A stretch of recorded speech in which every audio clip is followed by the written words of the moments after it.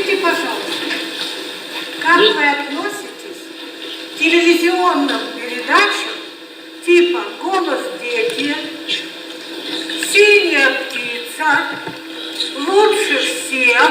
Ой, не знаю, я не смотрю телевизора. Там как раз идет речь на наших главных каналах, Первый канал, когда показывают, как детям нужно достичь высот. Лучше всех быть, лучше всех спеть, лучше всех выступить в спорте или в любых других делах. Это много таких детских передач на нашем центральном телевидении. Правильно, верно. Об этом и говорю, что так не надо.